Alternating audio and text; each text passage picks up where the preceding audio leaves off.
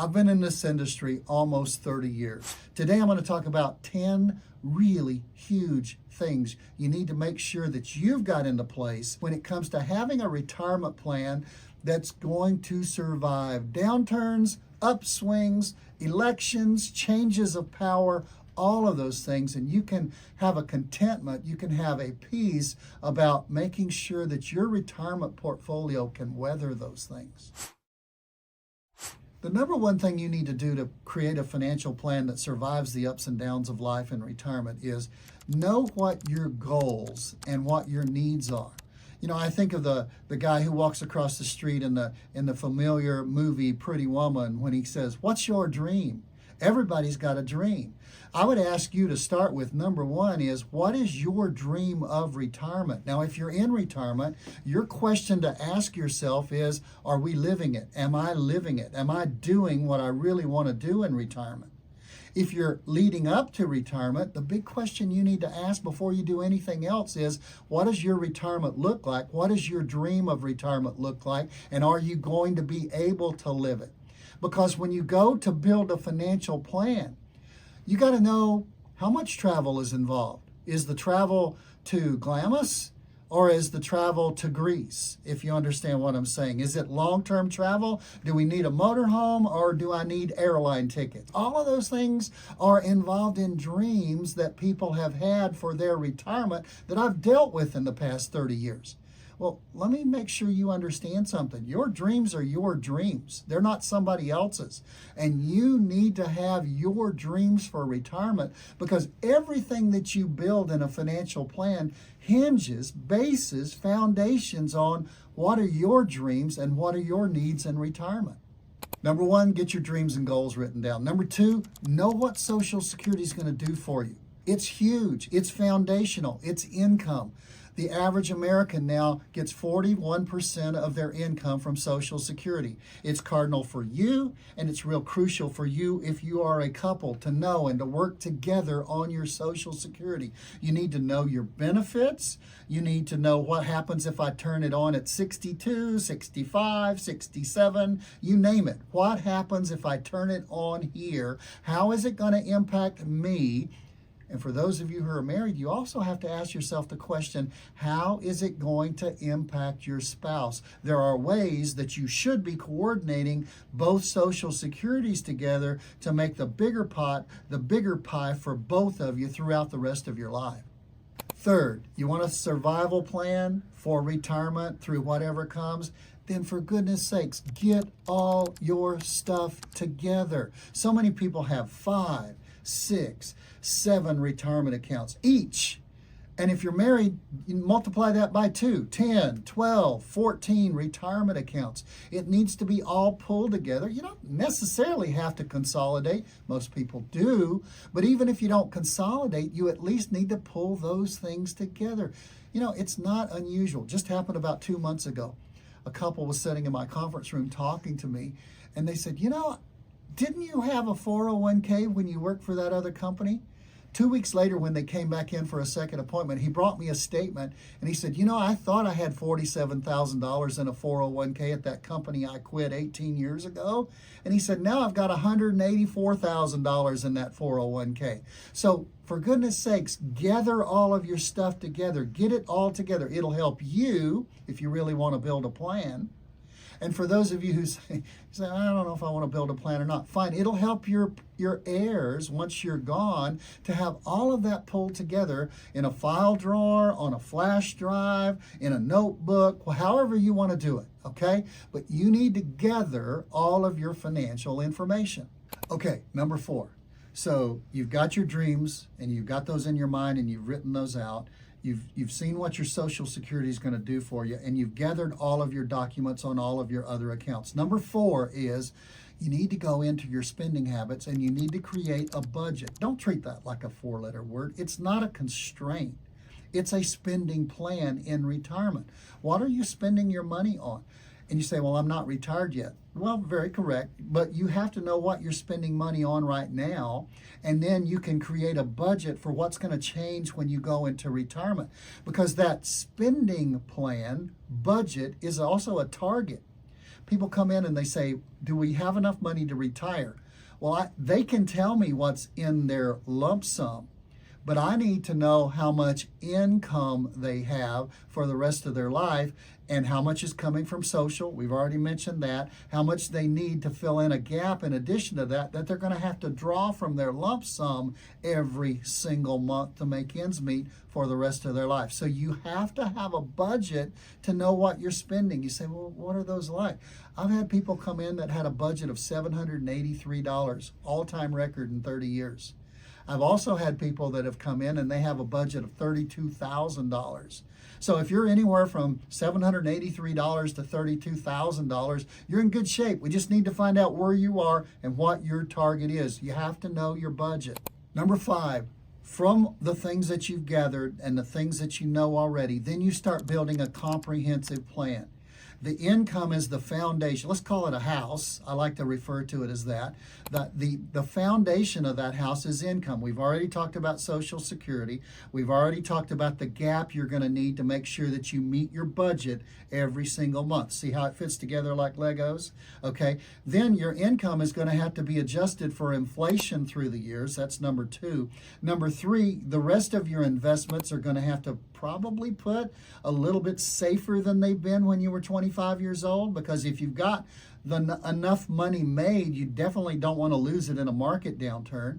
Number 4 on that house is, as you get up in the levels of the house, you've got to consider taxes, because if most of your money's in an IRA or a 401k, it's not all your money. You're going to have to pay taxes on all of that. So it's really important to calculate that. And then healthcare. Doggone it, most of us get sick when we're going through retirement. So you got to calculate that cost. You can't stop it. And then finally, the 6th thing is legacy. You say 6 things: income, inflation, investments, taxes, healthcare, and legacy. That's what we mean with a comprehensive plan. Number 6, I've mentioned this, but you can't just leave it alone and not give it its own slot. Healthcare. It's going to be really, really big. When it comes to 65, you've got to make the right decision on Medicare. Do I get a Medicare Advantage that's like an HMO if you're pretty healthy and maybe you don't travel that much?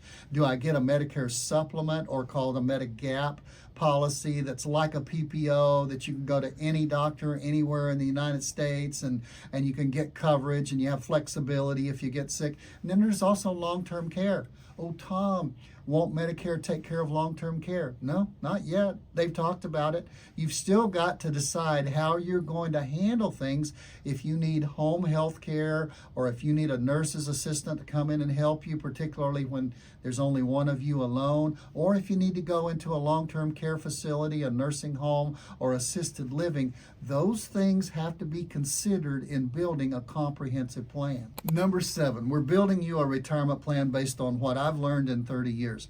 You have to consider your risk.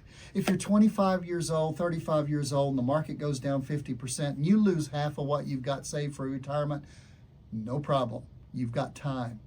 But if you're 65 years old and you just walked out of that powerful job that you had, and you're living off your lump sum, and your lump sum goes down 50%, big problem. Because you cannot necessarily go back to work, get that kind of job, and you don't have that 4-letter word TIME, time on your side. So you really have to reassess, and I think from helping people through retirement for 30 years, constantly reassess your risk factor. Because you're up there and you say, well, I can take risks because I've got time. Like a football team, you can throw the ball in the first, second, and third quarter because you're not close to the end of the game. But for goodness sakes, if you're ahead by 2 touchdowns at close to the end of the game, you don't need to throw deep. You might want to, you might choose to, but you don't have to throw deep. You just need to let the thing run out and play out. Most people have enough money to retire, but they're still as risky in the market. And this is a problem with working with a broker who understands accumulation and maybe has done a great job for you through the accumulation years, but they don't understand retirement. Because in accumulation, you're putting money in. Market goes down, you're buying cheaper. In retirement, you're decumulating what you've got, and if the market goes down 50% and you're just pulling money out, you're pulling out twice as much money to get the same amount of dollars. You need to really be working with a retirement specialist, not just a broker that you like. Number 8, in a good retirement plan, some things that so many people mess up is their required minimum distribution. Right now, the age is 73. That means if you were born, I'm making this podcast in 2024, 73 from that is if you were born in 1951 or before that, you have to take a certain amount of money out of your IRAs, 401ks, simple IRAs, 457s, TSPs, almost anything else that you've got a name to it because it's a qualified plan. You haven't paid the tax on it. A lot of people throw up their hands and they say, but we don't need the money. Well, guess what? Your relative in Washington, Uncle Sam, does need the money. So they're going to force you to start at 73 to take a little bit out each year. And by the way, that little bit, even though most people's expenses go down through those years of 70s and 80s, the amount you have to take out for RMD gets larger and larger and larger through your 70s and 80s. You need to know about RMDs before 73, RMDs, required minimum distributions. You have to take the money out. It's an hard to understand thing. It's a difficult sometimes to calculate thing, and the rules continue to change. They've changed the age 3 times in the past 4 years. So you need to be working with somebody who's willing to work with you on your required minimum distributions, because if you don't do it the right way, there's a 25% penalty for what you don't take out. Number 9, and things I want to tell people that I've learned in 30 years, you really have to stay on the ball with taxes. If you've saved money, it's been a good thing in a 401k or an IRA because you've put money into those things and you've avoided paying taxes as you've been in your higher earning years in most cases. Now that you're retired, you say, well, I want to do away with all of those taxes. I'm not earning anymore. The problem is every penny you take out of an IRA, 401k, 403b, 457, you've got to pay tax on that, and it comes out as regular income. Do you know your tax bill?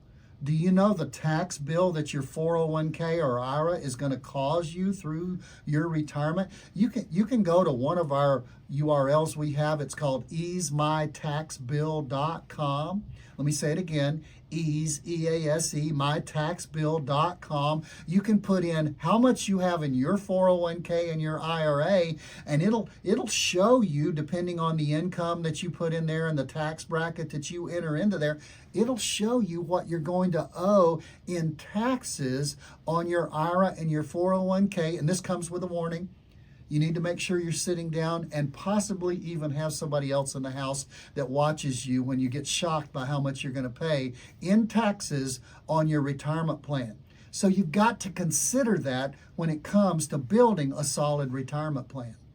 Number 10 of the things that I want to convey to people that I've learned in 30 years.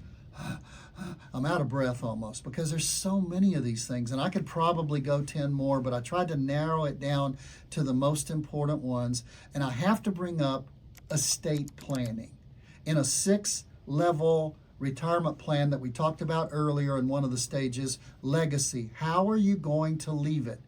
To whom are you going to leave it? Are you going to leave it to a nonprofit? You say, my kids have always been nonprofit for me. No, they don't count, okay? If you leave it to your kids, they're going to have to pay tax on it. A nonprofit might not have to, but leaving it to the heirs you want to leave it to, instead of the heirs that are living in Washington that we mentioned earlier, Uncle Sam and Aunt Iris, IRS, you need to be very careful to have a good consolidated estate plan. For most people, if you own a house or you have a lot of non-qualified stuff outside of IRAs and 401ks, you're probably going to need a trust. That allows you, they call them a living trust for a reason, that allows that entity to continue to own what you have and not go through probate. Probate court's going to force your heirs to sell it to distribute it all. But an estate planning that includes a trust might allow you to avoid that. I'm not recommending a trust for you. I'm not an attorney, but we do have attorneys we recommend people to go see and talk to, and we work hand in glove with them to make sure that your estate planning is everything it needs to be to not amass all of this wealth in your lifetime and then leave it the wrong way and it all goes away It all goes away to people and things you don't want it to go away to. An estate plan allows you to dictate what you have and where it goes, even when you're not here. 30 years of helping people have great retirements. I'm really happy with what God has blessed me with the opportunity to do and be in the past 30 years. We can help you too, but if we are not the ones you choose to get help on it, get help from somebody. I've mentioned 10 different things that you need to be aware of. They're probably the most important things, but for you, it may be a different 1, 2, or 3 things that are most important to you. Do you have a special needs child that you're going to want to take care of? I didn't mention that, but that's something that I run into with people. And I could go through an even longer list. Remember, I've been doing this 30 years, but here's the point.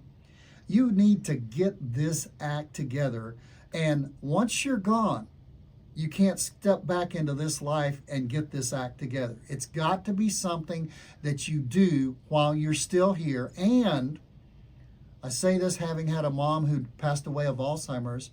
You need to do it while you still have your faculties and your cognitive ability to make solid decisions. You need to get your financial house in order, not just to pass away in the right way, but to get to that point and to live through a fantastic retirement. That's my goal for all my people. I mean, we can build that end plan immediately, but what happens from now to then? That's what a plan will allow you to do. It'll allow you to go say, I've got things taken care of. I can go spend this money and enjoy it. And that's what we want. You know the sad thing? I have so many people come in. I just, as I'm making this podcast, got back from a 17-day trip to Italy, Germany, Prague, you name it. We went there. And I spent a lot of time planning that. But the sad thing is, some people come to see us, or some people pass away, their loved one passes away, and they come to see us and they bring an estate to us to help them work through it. And the sad thing is, people have spent more time planning a 17-day trip to Europe than they do a 17, 25, 30-year retirement. That's a shame. And that's what we're trying to stamp out. That's what we're trying to help you avoid. Hey, this is Tom Mosley. I promise you every week, if you'll give me a few minutes, I'll do my best to increase your financial knowledge. And if we can help you particularly about a situation, a question, anything you've got, go to the website, get an appointment, give us a call. Hey, you like the show? Like and subscribe. We'll see you next time where, again, I'll try my best to increase your financial knowledge.